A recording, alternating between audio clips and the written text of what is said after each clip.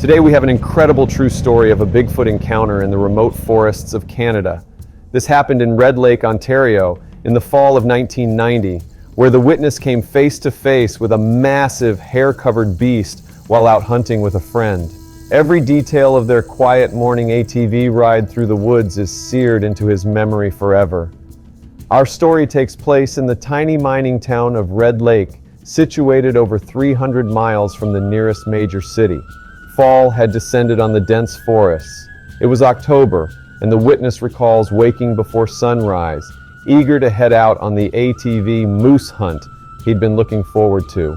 As they loaded their quads, the anticipation of what they might encounter in the remote wilderness that day thrilled them. Temperatures hovered just above freezing, per the witness. Red Lake had always been home for me. I'd grown up exploring the network of trails and gravel roads crossing the land and lakes surrounding this isolated outpost. That chilly morning, our witness and his buddy roared out of town on their ATVs loaded for a full day of hunting. Driving into the rising sun, they reveled in the beauty that only true wilderness offers. As the witness recounted, by 7:30 a.m., we were miles from the nearest road, focused intently on spotting signs of moose. After 2 hours navigating the ridges and valleys, the pair decided to pause and eat at a promising straight section of trail. This is where things took a shocking turn. Pulling his quad over, our witness dismounted to enjoy the sandwiches and drinks in his backpack, while his buddy drove ahead to scope the end of the trail. Finally, sitting after hours bouncing through the bush, the pleasant ache of adventure set in. He unwrapped his meal, taking in the beauty, but scarcely 5 minutes passed before the forest erupted with violent cracking and heavy footsteps from the right. The witness froze.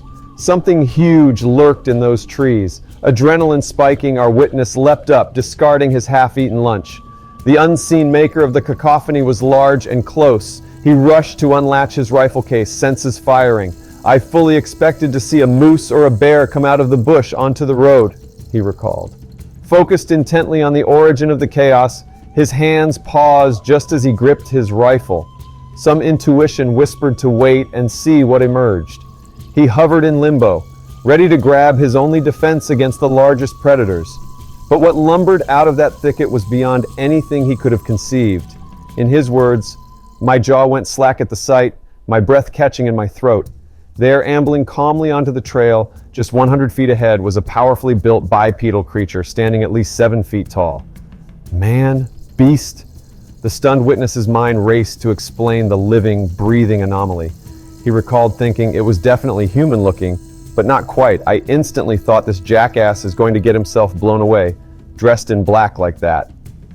But no clothing, no costume could disguise the sheer enormity and alien musculature of the being that now studied him coolly from the trail as if glimpsing a new species.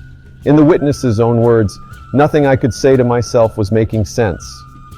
The entity boasted prodigious muscular bulk, weighing easily upwards of 400 pounds by his estimate, maybe even 600. It looked like a football player in full equipment, but didn't have that V-shape to its torso, more square and blocky looking. Yet despite its intimidating physique, the creature moved with uncanny finesse. Jet black fur covered it evenly, wispy and fine, ranging from 2 to 3 inches long except for the face and palms.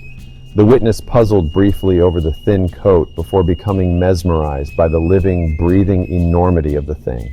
With halting steps, it edged further onto the trail, stopping about 100 feet away to stare back at the petrified human. If it felt any fear or surprise, its body language didn't betray it. According to the witness, it almost looked surprised to see me. I remember feeling a chill coming over me and really realizing this was absolutely extraordinary. For a moment, they studied one another. Then, tilting its head back slowly, the monster audibly inhaled the air, repeating this ritual several times before emitting a resonating grunt that jolted the witness to his core. Then, with the same calm poise, it turned and melted into the forest. Now alone again, irrational fear crept up the witness's spine. As he put it, "I got this scared feeling like I don't believe whatever this thing was is completely gone."